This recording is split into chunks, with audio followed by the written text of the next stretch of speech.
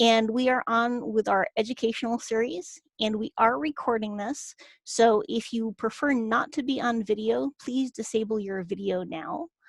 We would ask throughout the presentation, please keep yourself muted. I will be muting people, especially if I hear any background noise going on. If you don't know where to find the video and mute and unmute bar, if you are on a PC, it is generally down near the bottom of your screen. There's a black bar. If you're on a Macintosh, sometimes it's at the top of the bar. And if you are on a cell phone and there's a black screen, if you double tap anywhere on the black part of your screen, then some additional options will come up. So we are here to welcome B&B Consulting. We have several people on from there today, but especially presented by Rob Sales, and he's going to be talking about buying and selling an inn. So again, we are recording this, and it will be available on the ALP website in the members only archives by tomorrow. So welcome, Rob, and additional people from your firm. Please take it away. Thank you, Heather. Again, my name is Rob Sales. I have a company called B&B Consulting. We are in Savannah, Georgia, is our location. And what we're planning to do today, since COVID-19 has made such an impact on all of us in our lives, we'll talk about COVID-19 a little bit. Then we will tell you a little bit about who we are and what we do. Then we'll talk about COVID-19 again. And then we'll talk about how we try to work with buyers and sellers in preparation for to either buy or sell an inn, whichever they're interested in doing it. And then we'll recap all of that. And then if you decide to send some questions to Heather, she will do the monitoring. And if you have questions about financing, we'll probably direct those over to Rick Newman. If you're got questions about the SBA and what they're trying to do, Heather knows far more about the SBA than I'll ever know, so we'll direct those there. And then if you just have any general questions about what we're doing to try to help people buy and sell in this market, you can ask me and I'll do my best to try to give you the best answer that I have. A little bit about this COVID-19. We've been in this business 25 plus years, and we've got a lot of experience in owning inns, and we've got a lot of experience in helping people buy and sell inns, but nothing that we've done in this 25 years has prepared us to deal with COVID-19. It's just impacted all of us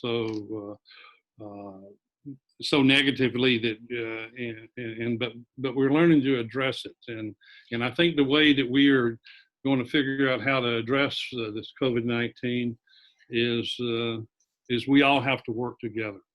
And the biggest issue you have is with the impact on the inns, other than the fact that, most of the inns in the country have been shut down for different periods of time, depending on whether you're in Florida, Georgia, North Carolina, California, New York, wherever, the impact is different, and that's the way people's lives have been different.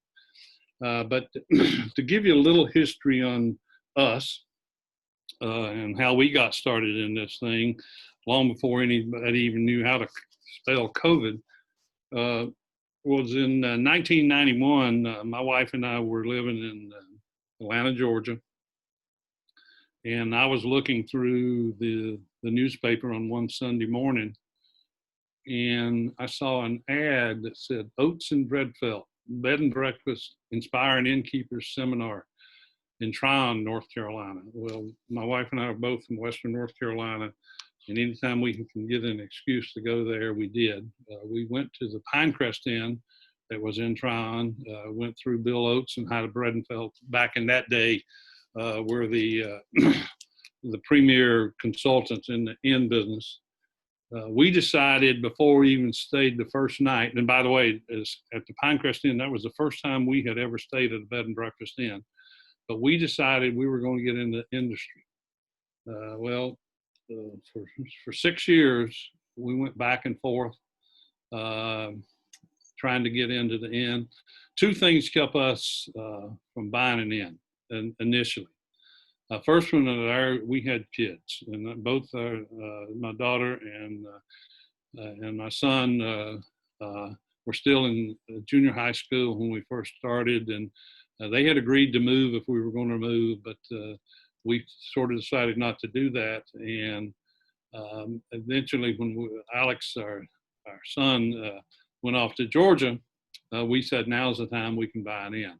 That was the first thing we had to deal with. The second thing is when we decided to buy an inn, we didn't have any money or excess money. So we had to figure that out. So after we got the kids out of college, and then of course that helped to have a little more money, we finally bought our first inn in Savannah, Georgia. First thing we did that sort of qualifies us or gives us so we have a little something to talk about is the fact that we have purchased 2 inns in Savannah, and as an inn owner, we feel like that gave us a heads up. The second thing that I decided to do once we decided to get in this business was I wanted to get my real estate license. I remember when I first got my real estate license, I just felt like it would give me a bunch of tools to work with, and so I could better prepare to do what I do as far as help people buy and sell an inn. Not that that's the only way to be done, and not that's the right way to be done. That just happens to be the way that I chose to do it. One of the things that happened very early in my tenure living in Savannah, Georgia, is people out of the Northeast and people out of the West Coast, they knew that they wanted to be in the southeastern United States, but they did not know exactly, was it Georgia or North Carolina, South Carolina, Florida. I had a couple of instances where I would work with a couple for a week in Savannah, Georgia, showing them everything that was available. And we have 30 plus inns, give or take, in the Savannah. So the supply of inns is a pretty good supply of the turnover and so forth. But I would work a week with a couple of buyers trying to find a property for them. And then they'd say, you know, I didn't really see anything I like here, and I'm going to go take a look in Charlotte, or I'm going to go take a look in Asheville, North Carolina, or I might go to Florida and down to, you know, Amelia Island or wherever. And we were sort of, well, have a good day. Of course, we could send a referral, but a referral and working with someone are 2 entirely different things. So eventually, after a time period, I got my North Carolina license. And then shortly after that, or about a year or so ago, I got the South Carolina license. And then this year, we got our Florida license.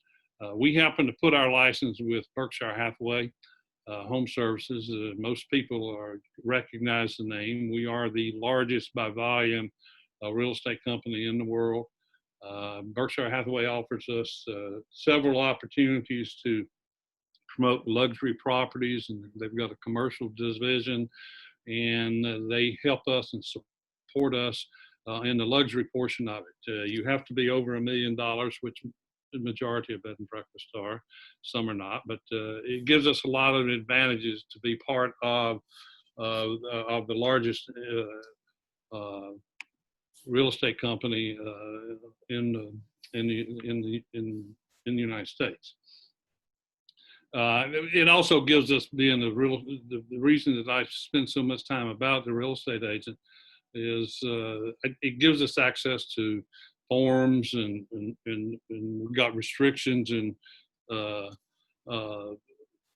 all kinds of different things that I can use or not use as far as selling to, that maybe if you're not a real estate agent, you wouldn't have access to. Again, the fact that I'm a real estate agent doesn't mean you have to be a real estate agent to do it. I just choose to do that.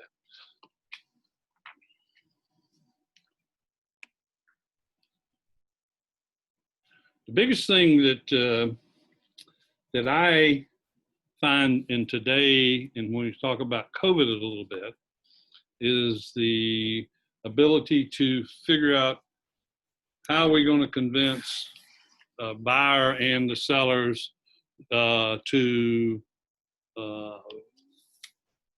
buy their property. I mean, there's no question that there is an impact, but I think for all of us working together, we can make this happen. And when I say all of us, you got the buyer, you got the seller, you got the banks, you got the SBA.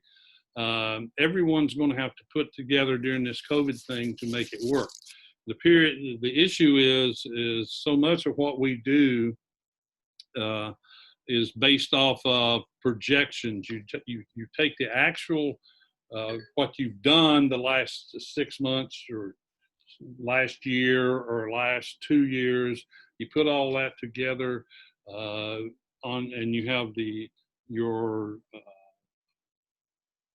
purchase, and you have your P&Ls that you have, and then you need to have your backup with the IRS tax forms that have been filed, and that's just the way the banks and the institutions use to back it up.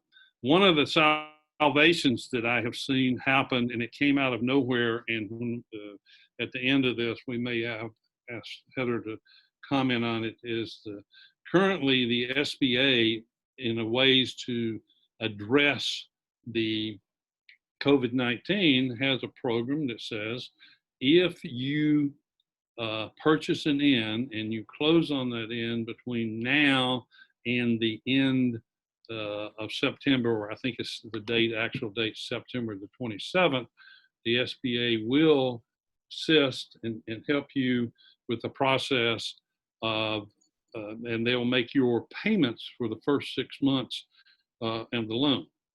That makes all the difference in the world. The big question in my mind is, are they going to extend that? Because the fact that an SBA loan takes about 90 days to close on, and today, if you apply today, you're not going to have 90 days, and you're just not going to be able to meet that deadline. And if in fact the SBA does not extend that, and I think this is where we all become somewhat of an advocate to our industry, is to start talking to your local SBA and your local banks about an SBA participation. If the SBA doesn't come in, because right now in our projections we're looking at, we think we're going to be adversely affected by COVID-19 through the middle of next year. And if you're impacted through the next year, you have your actuals, but then you've got to put in your projections, and your projections have to be realistic, and they have to project that you're going to lose a lot of revenue or occupancy during the first half of 2021. The issue that we see as the real world in Savannah, Georgia, and other locations that we work, is not only is the occupancy significantly less today, the revenue that you can charge has also been affected. In some places, in Savannah is one of those, we see the revenue has been cut virtually in half. $250 to $300 rooms are going for $130 a night. So if you're only 50% of what you were doing in the occupancy, and then you're 50% on the revenue, in the real world, you're only doing about 25% of what you were normally doing. So it's something that has to be addressed. You know, the next thing you get into is that we found when we were preparing this presentation is when we start talking about the tips that we have for innkeepers, is that the tips for the innkeepers and the tips for the Inspiring Innkeepers, they pretty much match. I mean, the first thing you're going to look at is your occupancy level and the revenue level and the condition of the property. So everyone has to be working together when you're looking at what you're trying to buy. And the same rules that apply if you're buying an inn apply as if you're an innkeeper. I mean, you got to take care of the the condition of the property. You got to have the bookkeeping and everything up to date, the P&L statements. One of the issues that we run into constantly is the fact that some of the numbers that you do when you're preparing your occupancy level, you use one system to do your occupancy and ADR and the revenue, but then you turn around and use your QuickBooks, and the QuickBooks and the reservation systems don't necessarily match. And that's just a fact, and there's not a whole lot we can do about it other than recognizing that difference is there. Again, one of the things that we came again, and this is a good example on this slide of the buying and the selling. Although you talk about the acquisition and the valuation and the lender recommendation, the SBA programs, all of these different items, whether you're on, and you could interchange these, you could switch the selling over to the column of the buying and the buying over, and it's the same. It's amazing to me when I really looked at what we were trying to do, whether COVID or non-COVID, the things that a buyer needs, a seller needs, as far as getting prepared to sell the property or if you're getting ready to buy the property. One of the first things I always get, and I have to snicker when I think about it, is probably 80% of the people who are aspiring innkeepers call and want to know some information about an inn. Is they say, can you get me the financials? And my reply is, naturally we can get you the financials, but we will need you to sign a non-disclosure. And they say, oh, well, we'll be glad to do that. And I said, at the same time that we are sending you the non-disclosure or confidentiality agreement to sign, do you mind telling us how you plan to purchase an inn? And I really, is close to 80% of the people look at me and says, well, we hadn't thought about that yet. And so they're going to go out and look at $1 million to a $2 million inn, and they want me to provide them all the financials of the property, and yet they don't have a clue about where the funds are coming in. So my question is, let's address your side, and then we'll address the seller's side. If you can, let's get a plan. And it doesn't have to be that you have to have the money, because like I said early on, when we first started, came up with the idea of buying a bed and breakfast inn, we didn't have any money either. But you have to work.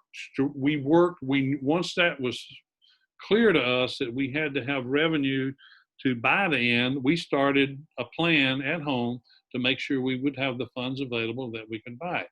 And a lot of times people buying in don't realize that when you get ready to purchase the inn, you need to have about as much, if not more, in reserve than as a down payment. Because the banks are going to really, really put the pressure on you as a buyer is to make sure that they don't end up owning the property.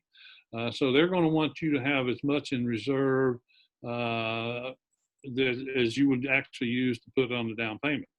Another thing that the banks are starting to really like in this environment, and especially in this COVID environment, if one or both of the partners who are buying the inn have an outside income. In other words, if the wife is a school teacher and she's going to continue to teach school, or a computer operator, or a tax accountant, or something of that nature, where there's a source, or the husband, maybe the husband who's got the outside income. If you've got that, that is a very favorable to the banks and to the SBA. So I would ask you to look into that aspect of it as well. Another thing that on the selling side, unfortunately happens a lot of times is when someone calls me and says they've decided they'd like to sell the inn. Well, they're actually is not correct. They decided 2 years before they called me that they wanted to sell the inn, and they stopped doing the maintenance and repairs, and they stopped working quite as hard as they had been, but they want top dollar for the inn. It's not surprising that happens. I'm just telling you that is a fact. And if there's anything that should happen when you get ready to sell an inn, you should be planning ahead. And as we say, when do you create your exit strategies? Probably the day when you're putting your business plan together to buy the property. You should, everything you should do from day one, or even probably prior to day one of owning an inn, you should be working on your exit strategy, that you bought this property, if it gives a good life, it's a good lifestyle, all of those things are great being in the inn business. But you are eventually going to want to sell the property, and if you're going to do that, have your ducks in order, that the money you're spending, the renovations, you just do not get behind on those, the P&L statements. And when I'm talking about the P&Ls, let's just talk about that a little bit different too. When you most inns do P&Ls based off the annual basis. I highly recommend, if you are an inn owner, that you consider doing them monthly. It adds so much value and makes my job a lot easier, and people in my industry, or helping people buy and sell, so much easier if you've got the P&Ls done on a monthly basis. I realize it. I've been there myself. I didn't do it. We know where we were at daily as far as how the inn was doing. But if I had a monthly P&L rather than waiting at the end, and normally what most inns do is you're paying your bills, and you've got your reservation system, and that's not your QuickBooks, your reservation. You know what your occupancy is, you're looking at your revenue, but your P&Ls are not daily. One of the things that I think was a mistake when we first started this business about 6 years ago or so, naturally, as you do when you're in any startup business, we were looking to get listings, and we took listings where we did not have updated P&Ls and did not have updated tax returns. We will no longer accept a listing on a property if we don't have those two pieces of paper. And the reason for that, the very first thing when you put your inn up for sale, and we get an Inspiring Innkeeper to come in and talk to talk to you about buying your inn, if we do not have the P&Ls, and if we do not have the tax returns that are used to confirm the P&Ls, then there's a delay. And if we don't have them up front, it's probably going to take 5-6 weeks to get them if you wait till we've got a buyer. And we feel like that just throws a clog in the system. So my biggest recommendation that I would give to an innkeeper is to make sure, if possible, you have monthly P&Ls updated. If you don't have monthly, then at least have the annuals updated, and make sure you have your tax returns. Because without those tax returns and without those updated annual P&Ls, and we would prefer the monthly P&Ls, you would be best to, it's just going to delay the system. And again, we need them for 3 years. Because, and why do we need them? Because the banks are going to require them. Even if you've got a great buyer who's financially sound and ready to go, if you don't have if that buyer isn't going to pay cash, maybe you can get away with it. But if that buyer is going to finance it and is going to get, especially an SBA loan, or any loan for that matter, as far as where there's a bank involved, the banks are going to want the difference. And on this particular page, if you'll notice where I've got the historical data, this is an issue, and I don't have the answer for it right now. But the financial analysis, tax returns, profit and loss statement, those are normally done when off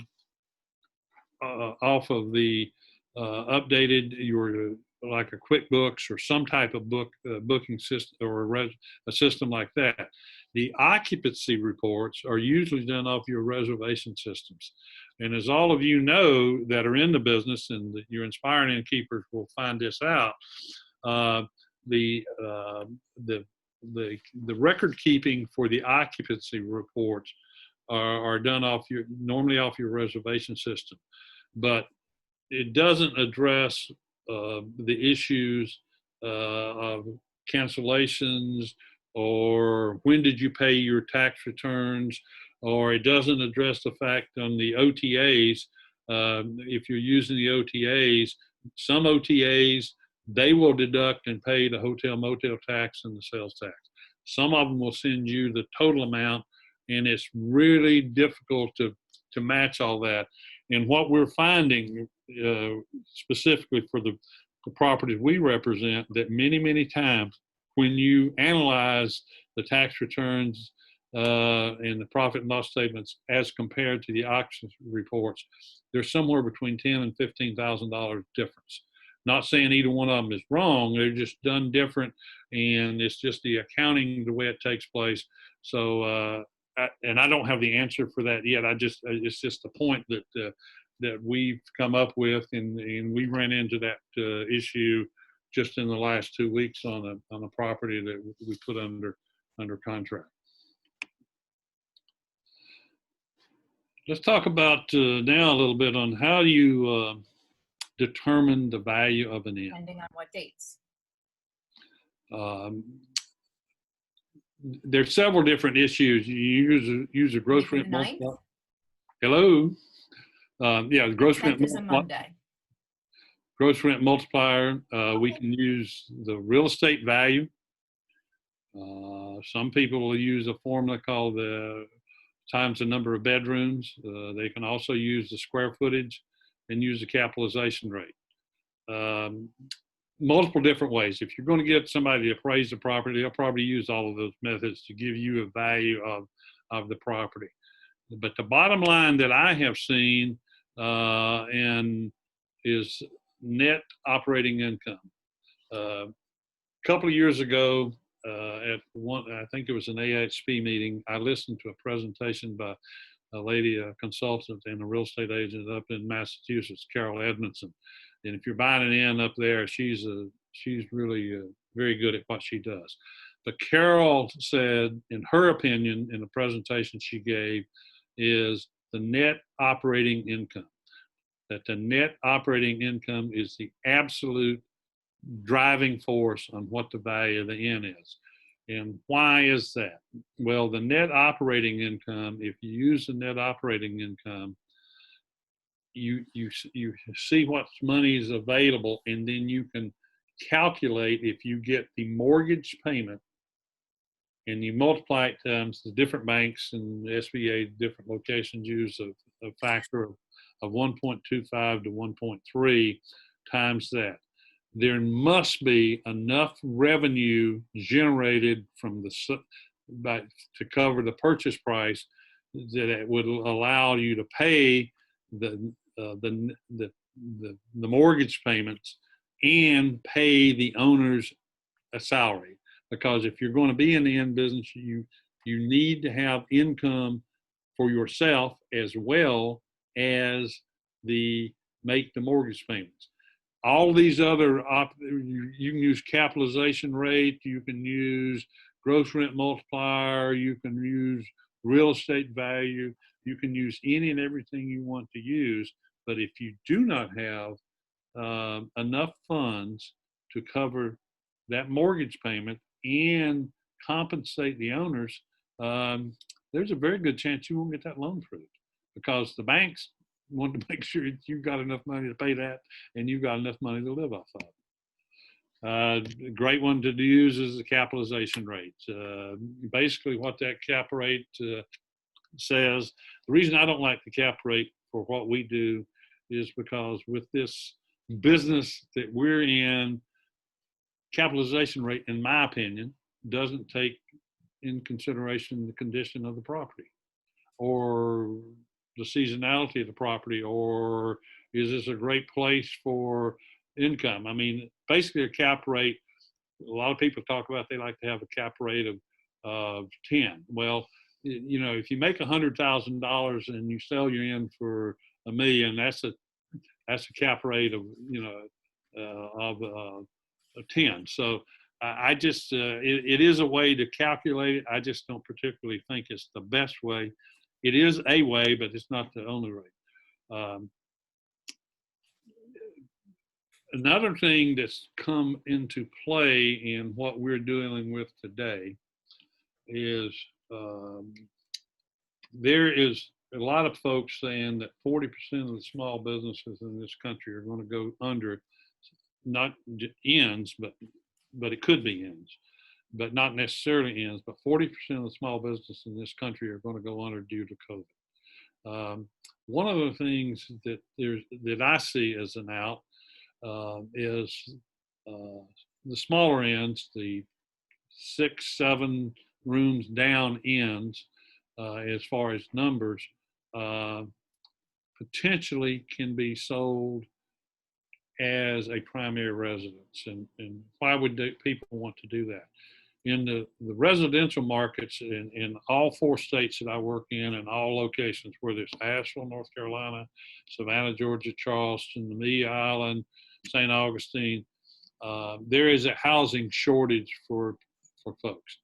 I've got a property that that's a 6-room inn, and probably 80% of the last 15 or so potential buyers that have looked at that property have looked at it as converting it from an inn back to a primary residence. Now, I'm not advocating we turn around and sell all our inns to become private residence, but what I'm saying is if you've got a small inn that was marginal at best pre-COVID, most likely it's going to have a problem as we go forward in this to get out of this COVID thing. So it is an option. So I just bring that up to say one of the advantages that we have maybe over a consultant is the fact that since we sell real estate, we can work with you, whether it's real estate you're selling or whether it's a business that you're selling. Here again is a gross rent multiplier. We've talked enough about that. When you're doing the contract, you know, there's several things to just, it's real estate 101 is you got to have your down payment, earnest money, the type of loan you're going to get, an SBA. Is it going to be a 504 or 7A conventional owner financing? What I see us having to do with where we are and what we're trying to do as we go forward is there may be a need for some owner financing, and owner financing for a year or 2 years. Last thing somebody wants to do, and I recognize it because I've been there, the last thing you want to do is to get into the banking business in where the current owner of an inn has to become the bank and help the buyers through the process. You may do this as a first mortgage. If you get a significant amount of down payment, it just makes me, when we talk about we're all in this together, it may be that some individuals are going to have to get their inn sold. It may need for them to do the financing and carry the paper for the first year, 2 years. I don't have the answer exactly, but each and every inn. And again, I understand nobody wants to, when you get ready to sell an inn, you want to sell in and get away from it. Another one is to take a more significant down payment from the folks. But we're going to have to get creative. We're going to have to get creative with the banks, and we're going to have to get creative with the SBA. And we're going to have to maybe get them to be a little more flexible as far as what they allow and don't allow. I've been told, because I really like the idea that the SBA came in where they would make the payments for the first 6 months. I don't know if they're going to extend that, but again, that'd be a great question to ask Heather if she's got any insight on that. But also it might be that the seller needs to pay the payments for the first 6 months or 12 months. Or it might be that the buyer we'll need to come up with twice what the normal down payment would be and put some of it in a reserve so there are funds for the first 6 to 12 months. Don't know the answer to that, but I think we need to be somewhat creative during COVID. And we all are praying to the Lord that this thing will go and be behind us rather soon. But somebody's got to, and that's where I'm talking about, that we're all in this together trying to make the doggone thing work. Another thing, if you are a buyer, if you go ahead and get pre-approved. Talk to your lending institution. If you don't have one, we could do it. Pre-approval would go a long way as far as if when you go to a seller in this market and say, here, I've got this letter from X bank or X lending institution that we're good to go on that. So the due diligence time is a really big thing as far as to make sure that you look at everything and to make sure you're doing it, doing what's necessary to move forward. Here's a picture. I'm sorry, we've got on this call today a gentleman by the name of Rick Newman.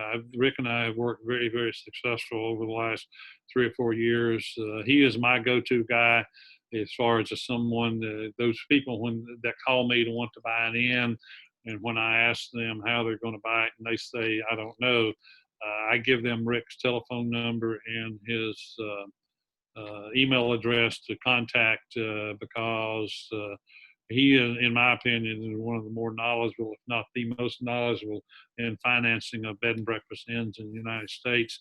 And I would highly recommend, even if you think you've got it all set up, to give Rick a call and get his advice and recommendations. Also, if you've got any questions about the financing, maybe we can get Heather to put Rick on and give us his comments on any particular financing issues as well. Some of the things that, again, this is when I saw this slide, I started to think about the similarities between the needs of an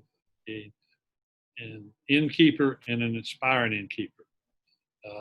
If you're selling your property, why not update your photos? There's a good chance if you put your property up for sale that the photos are out of date.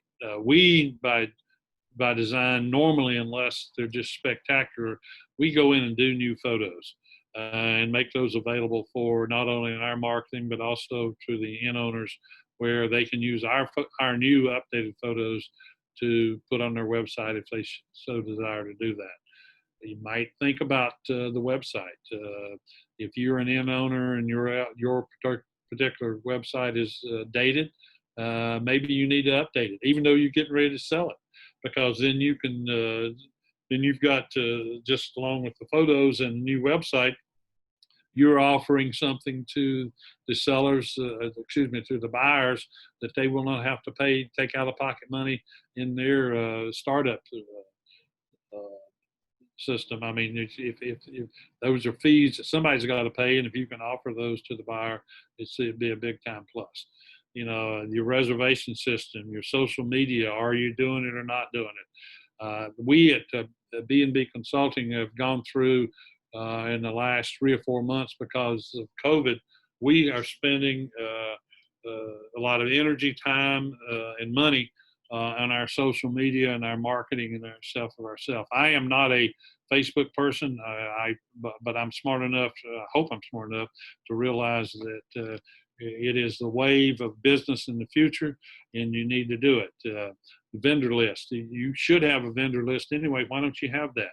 If you're selling an inn, why don't you have that vendor list? That's one of the items that you could give to a potential buyer. Here are the list of all the folks, who do you call if the dishwasher quits working or the lights go out or whatever. So have that list available. It becomes a valuable asset. review your comps. Not the easiest thing in the world to do in the bed and breakfast business, especially if you're in the rural areas. There's not many comps to do, but you can, the inns are your competitors. But I look at the inn business back, what happened when we first got into business back in 1997. We became personal friends with virtually every innkeeper in Savannah. The reason for that, in Savannah, Georgia, Midnight in the Garden of Good and Evil had just finished. John Barrett's book about Savannah and the lifestyles and everything. Savannah we were overwhelmed. Our biggest concern in 1997 and 98 was, where were the people going to stay? We spent more time calling our competitors and that were in the inn business, asking if they have availability. Our feeling was, we don't want people to miss the opportunity to be in Savannah. We felt if we can get them in Savannah, they'll fall in love with the city and they'll come back many times. And by them filling up the rooms, even of our competitors, that would force the rooms over to us. And we honestly would spend as much time calling other inns and asking if they had availability or who had the availability. And you got to remember, back in 97, we were doing that without the computer, so it wasn't as easy. Another, we love them, we hate them, the OTAs, the online travel agencies. We love them when they book with us. We hate it when we have to pay their 18% commission. But one thing is for sure, online travel agencies book today in the normal inns anywhere between 35 and 55, maybe even 60% of your total bookings. If you decide not to use the online travel agencies, there is a 30-40% of the market that's going to use an OTA. They're going to call them or go to their website and look what's available in the locations they're going to. If you make the decision not to use the OTAs, and we have some inns that we've worked with and inns that we can identify that don't use OTAs, but I'm telling you, they're losing revenue because they don't. That's a business decision. Our recommendation is to use them, but if you choose not to do so, we certainly can understand that.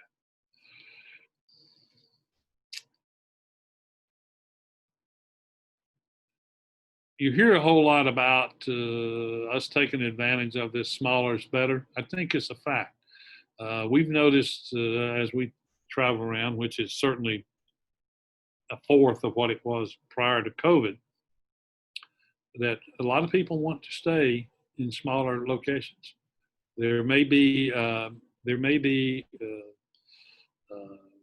pony in this pile before it's all over with. That people will want to stay at our inns. I am a strong believer that if you're in the inn business, you need to advocate and promote all the social distancing and all the mask wearing and so forth. People feel safer staying in the smaller. So what used to be work is the way may be better. There may be an opportunity in this thing before it's all said and done. Again, one of the things that we need to realize and that we're going through is we're all in this together. I'm going to assume most of the people on this conversation are members of ALP. If you are not, I highly recommend that you consider being a member of ALP. ALP, if you go to their homepage and you look into the data and the research that they have available as far as how to deal with the COVID issues, is you couldn't do all the stuff that they have on their website. It is endless. I highly recommend you go on and look at that and try to pull as much information as you can about. Now, every area is different. Every state is different, and I understand that, but they address virtually all the information that's there. Again, I've got in financing. This is Rick's URL. You can click on that and get all his telephone numbers and so forth if you need to talk to him about that. Down at the bottom are the different Berkshire Hathaway offices that I'm located or I'm associated with, and I've just can't say enough about how pleased I am and proud to be part of that organization. At this time, I think I'm going to turn it back to Heather to see if there are any questions that any of us can answer or address for you. Thank you, Rob, and thank you very much for the kind words. We do appreciate that. We're still trying to do our best to add more information. So if you guys are looking for something in particular, please don't hesitate to tell me, because we really do want to try to help as much as we can. We do have some questions, and let's see, I'll start up at the top. Talking about COVID impact through mid-2021, are you referring to the Southeast or the national as a whole?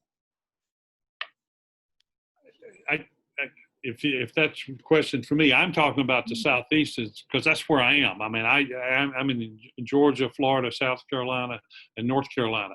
I think in your area, I mean, you know, prime example, you keep hearing all these great things about New York and how they're well they're doing. I think what we do here in the Southeast is going to be totally different than what you would do in New York. So I'm speaking basically for myself.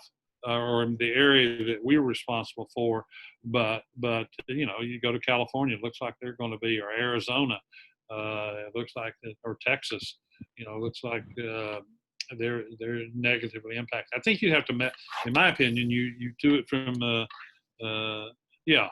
But I guess it really is, you know, if I had the magic wand for that, I probably wouldn't need to go help people buy and sell bed and breakfast inns. That's just something that's so difficult to predict, you know, and it's just, I don't know the answer to that. I think for our area, yes, I really think it's going to be, now that's again, just my opinion. Doesn't mean I'm correct, but that's just my opinion. Okay, thank you. Yeah, these questions aren't directed to a particular person. And Rick, I believe you are unmuted, so if you'd like to jump in, please feel free. No, I didn't have anything in particular to add to that, no. Okay, great. And our next question is, if we are vetting a broker, what are some key questions we should be asking? Well, let me just, the first thing I do is just ask them if they've ever owned an inn. That's not absolute requirement, but it's good information to know. I mean, I think owning 2 inns for myself, Lori Blass, who worked with me and sitting beside me here at this presentation, Lori owned an inn in Savannah. She had previous background in real estate. And so when she decided to get into business, and it was not with our firm, I approached her about coming in, going to business with us and getting her Florida license. So Lori is located in Savannah, but she covers Florida and in Georgia. We work together there. And then I also got to South Carolina and North Carolina. I just think, I'll give you an example. When we owned our first inn, and I had previously had my real estate license, I did not. And when I was here and I got ready to sell my inn, I did not have my license at that time. So I went to 2 of the leading real estate companies in Savannah, Georgia, and told them I was going to sell my inn and I wanted to see if they could help me. That was 15 years ago, and I still don't have an answer. One of the things that we ran into is a lot of real estate agents who are very, very good at selling residential real estate absolutely just do not have a clue about what a bed and breakfast inn is. So, you know, and a lot of times, you know, but I work with real estate agents who've never sold an inn before. And we lead them through the process. But if I was going to select someone, I would personally recommend that they consider someone who's got some experience in it. It's a major investment, you know, for someone to consider. And also, most of the real estate agents are going, you know, to do like real estate agents do, is they're going to talk about, they want to know where you put the sign up and when you have an open house.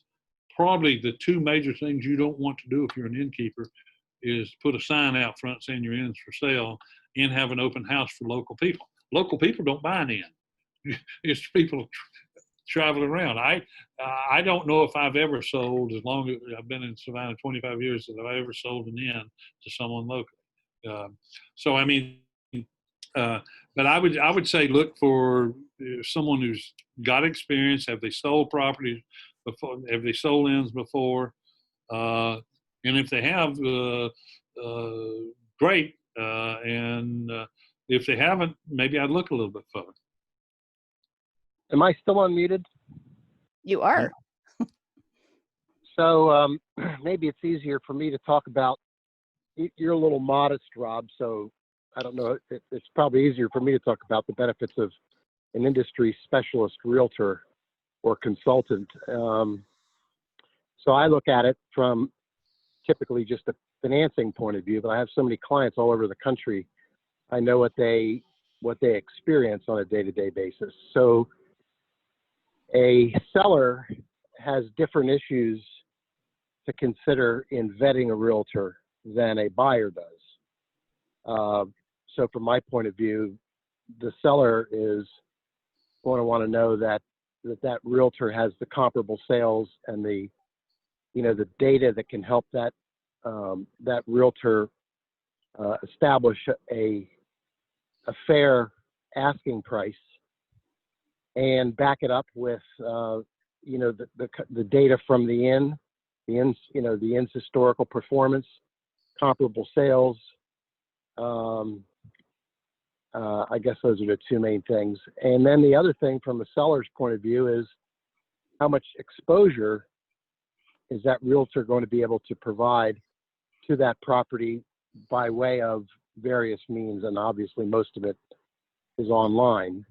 So their web presence, their relationship with, there's only one association, ALP now, and other means, their network of other industry specialist realtors, which we know that everybody stays in touch with one another when they get a new listing to further expose the opportunity to their brethren, if you will.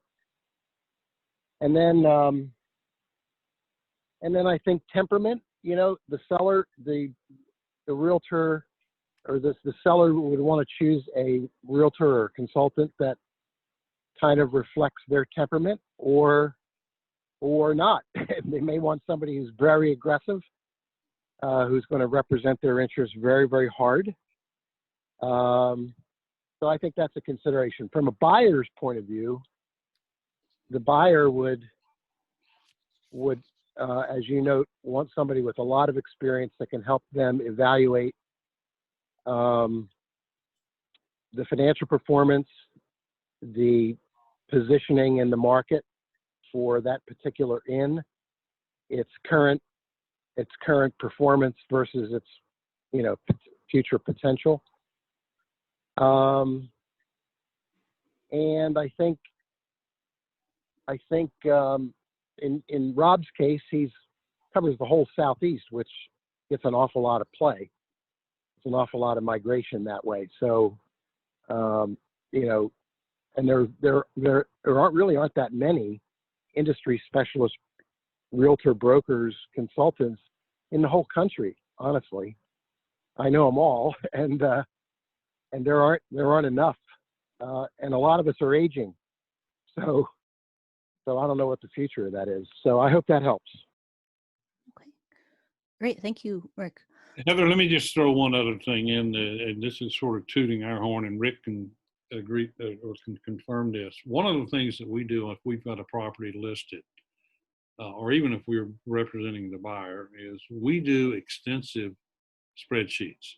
And we take the data that we got off of the profit P&Ls and off of the tax returns, and we put those on spreadsheets for the last 3 years. And it's better if we can do it month by month, but if we don't get the data, we can't just make it up. So, but we put those spreadsheets out and for the seller to present to the buyer, or if we're representing the buyer, we'll take other people's spreadsheets.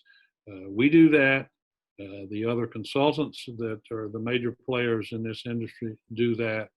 I'm not sure that many real estate folks would know how to do that. That's just a plus. One of the things at the last AIHP meeting that they had, I did a short little presentation about consultant or real estate agent. Who do you choose?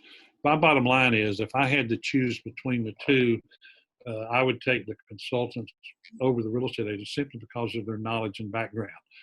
They may not be licensed in the state, and we and they both have to work a very fine line when we address that issue, but we're able to do that and stay within the guidelines of agency and all that kind of stuff. But really, you're making a major purchase of something. Could usually they say the purchase of your home will be the biggest purchase you'll ever make in your life. 90+% of people or something like that. I would say DMD is probably even higher percentage than that. So you just want to make sure that you're getting the right guidance. And that doesn't have to be from us. We think we're pretty good at what we do, but there are other good people out there. And if I had to choose between a real estate agent and or a consultant, I would really lean to the people that know this industry best. Okay, are you guys ready for some more questions? We've got quite a few. Yep. Okay. The next question is, how many years of financials have you found is the perfect carrot, like beyond the 3 to 5 years I've seen recommended? You mean? I'm going to say minimum 3, wouldn't you, Rick? Well, is that question for? I think. Well, I think that's just a general one. Yeah. Well, lenders require 3 years operating history, a minimum of 2 years. Sometimes somebody may have only owned the inn 2 years. They decided it's not right for them and they're going to sell it. But the debt service coverage ratios that are used in lending are developed from an average of 3 years financial performance.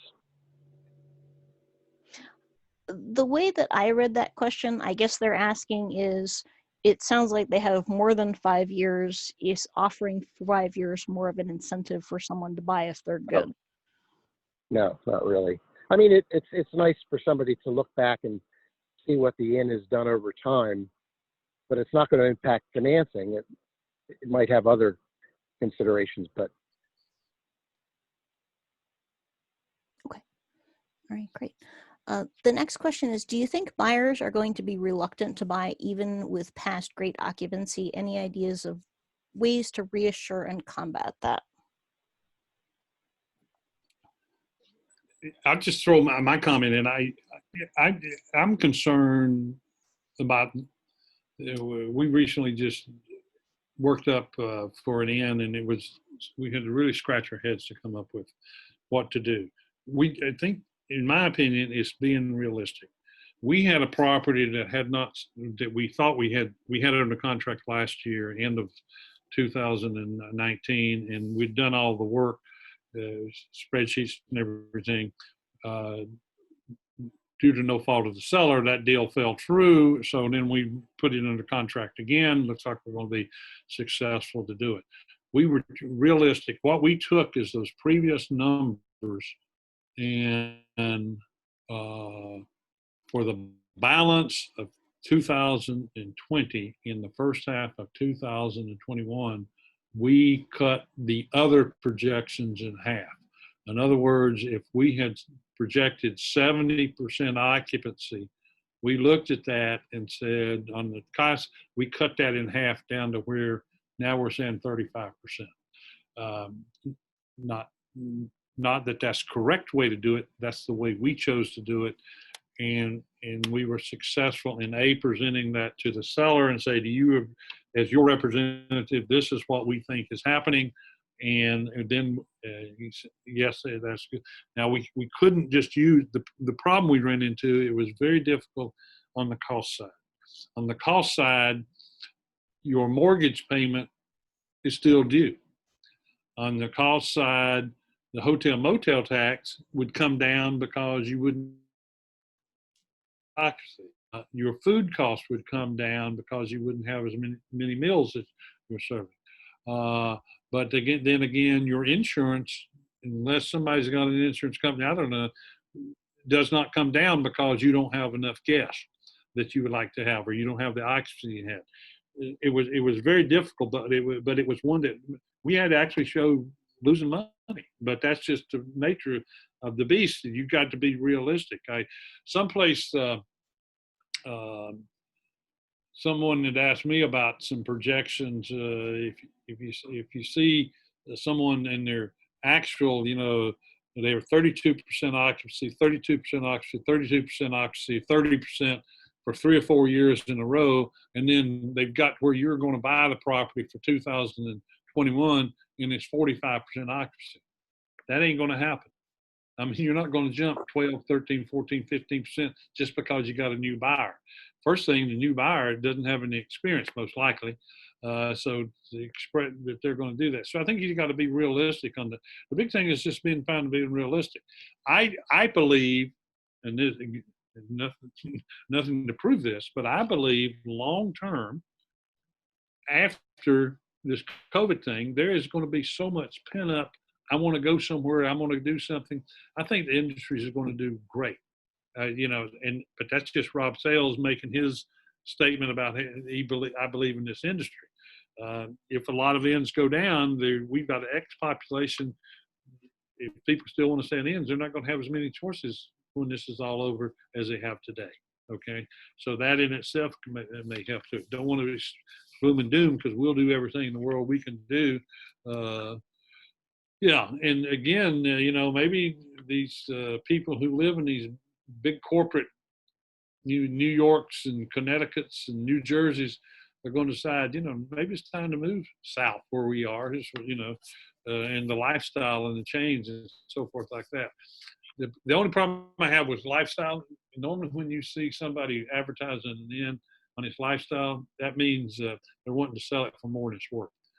That's just a fact. And a lot of times are. I mean, we sell properties all the time that to people who just want to buy them, and they're willing to pay the money just to change the way they're living. And that's a lifestyle decision. There are lifestyle buyers out there. There are not that many, but there are lifestyle buyers out there. So that's just, we'll give you what we think it has to be listed for when we're working with. Rob, this is a survey that was just sent over to us. It's real interesting, and maybe we should just go ahead and read this about American travelers. Go ahead. Yeah, we just got a survey sent over that was taken, that 1/4 of American travelers ranked B&Bs as one of the top 3 types of lodging they would be most likely to use if they were to take a leisure trip in the next 6 months. So that's very telling of what our leisure travelers are, thoughts are. Those are promising statistics that B&Bs are what they're looking for. And they're going to feel more comfortable staying at. Just the whole environment is more, controllable as opposed to a large hotel. And, that's in putting all the safety measures into effect and the guidance for and measures for COVID. So those statistics are good. And this was taken July the 24th through the 26th. So it's a very, very recent survey. That sounds wonderful. Would you be willing to share that? Absolutely. Okay, that's great. And we do have quite a few questions. We're running a little bit out of time, so just so you guys are aware of that. So I know people, we've had a couple of people say they've got to go, sorry, so just you're aware. Our next question is, do you know or recommend any brokers doing business in the Pacific Northwest? No. Okay. We could we could make a referral. Okay.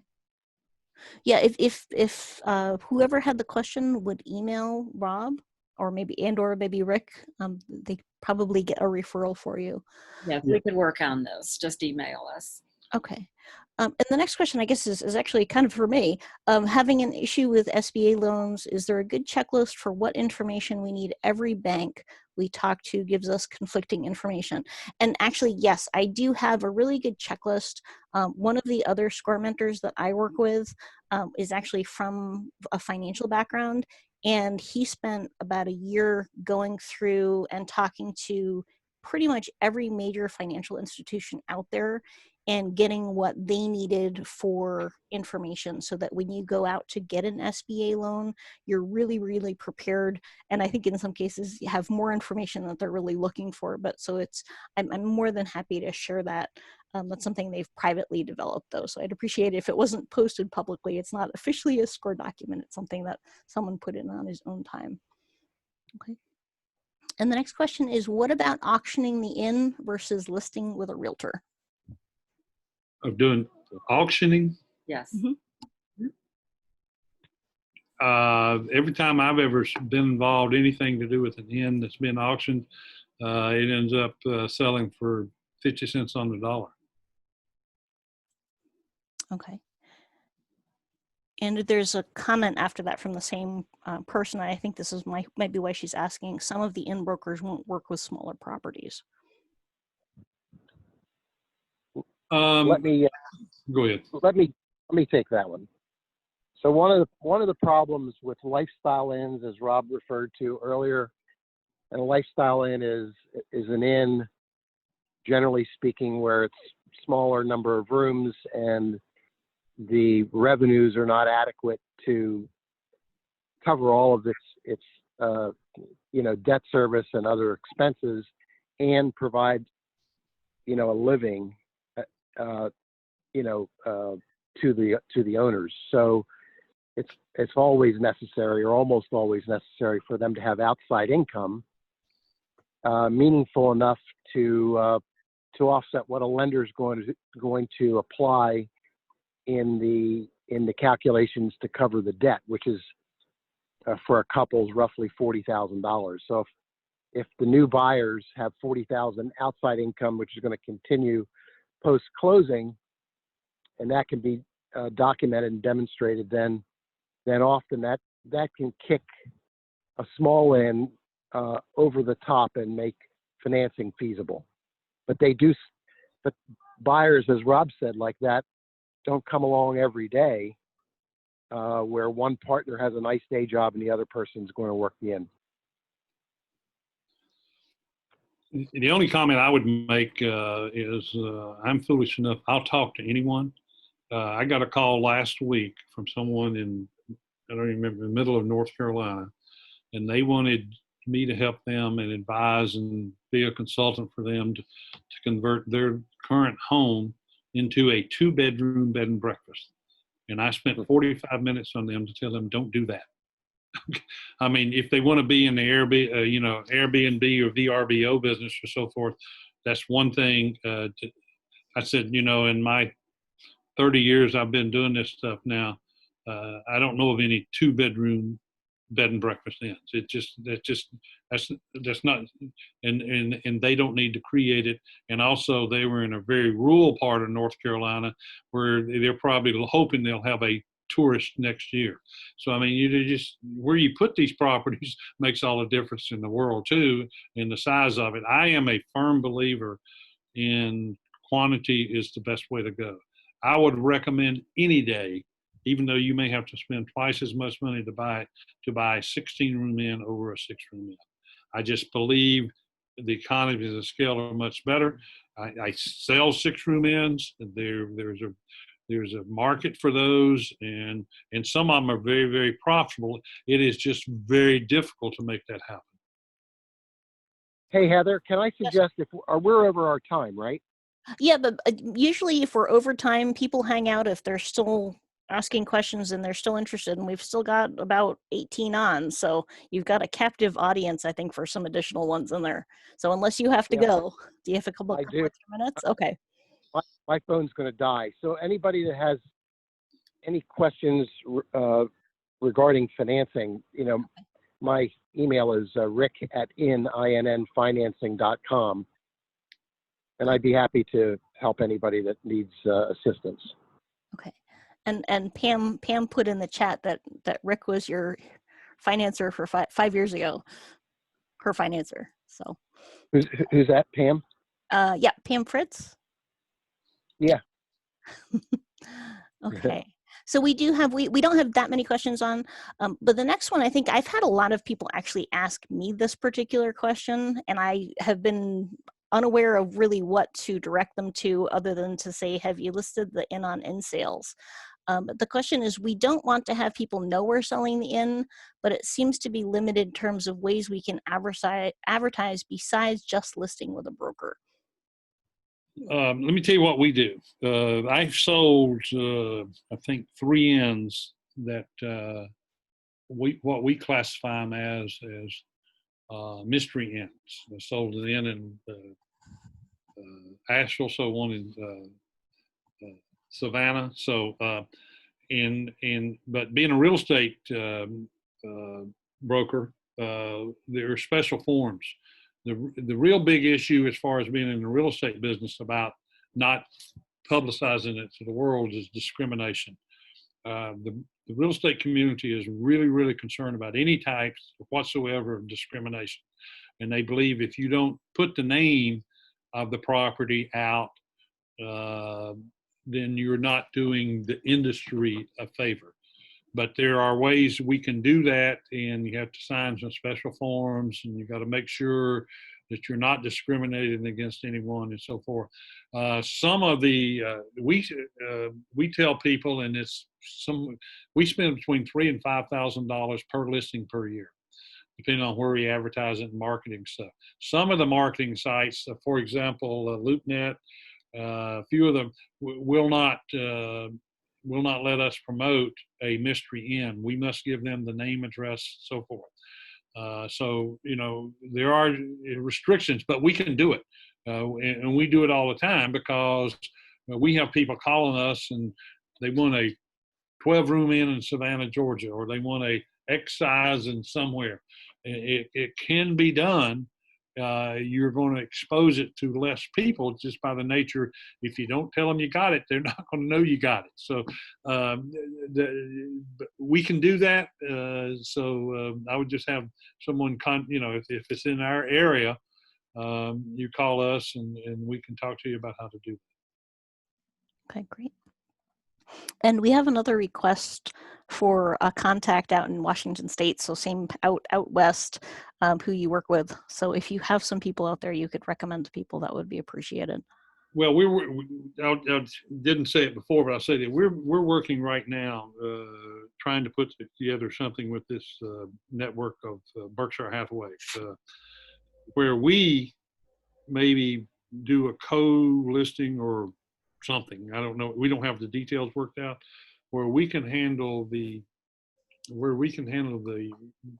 end portion of it and all the stuff that we do, and an agent in that area could potentially do it. We don't have the details on that, but if someone wants to send us the specifics on it and say, listen to this, and can you tell me how, or can you recommend how we might do that, then we can specifically look at it to see if we can come up with an answer to that. We don't have the answer right now.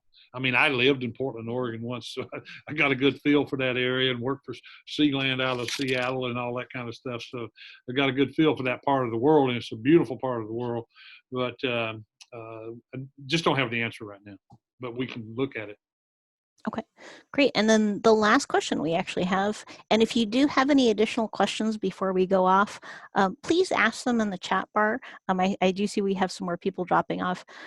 Do we have any industry specialists that you would recommend for the upper Midwest? The aspects of selling up north are much different than any other region in the country. We work with all the major consultants. Any of those folks that cover that area. I mean, you got Inn Partners, you got the B&B team, you got different players there.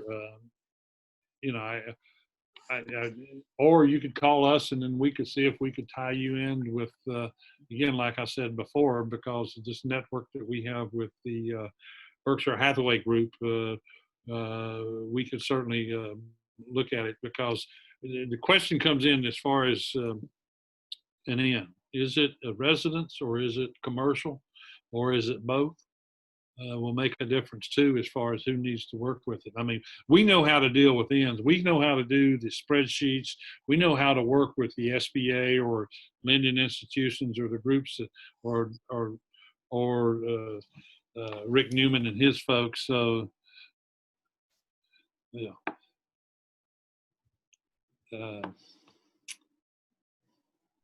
Somebody had sent, I think Lori was pointing out to me, the ALP. Who you want to, if you're looking at this last page, that's the headers is the best way to ask the question at ALP. I strongly recommend that you look at they're just a wealth of knowledge, information, and we've got people who can help with you with just about anything that's in our business. All right, great. That looks like it is it for questions. Rob and Rick's email addresses are up there, and you can also get to their websites, bnbconsulting.us and infinancing.com. And you can also email me, as Rob nicely said, at marketing@alplodging.org. If you have any questions, we do encourage you to reach out. We are all here to help the industry as much as we can. Okay, we have been recording this. It will be available for future reference on the members only section of the ALP website. Thank you everybody for joining us today. And thank you so much, Rob, and belated thank you to Rick, because he's logged off already, for his great information. So thank you everybody, and have a wonderful afternoon. Thank you.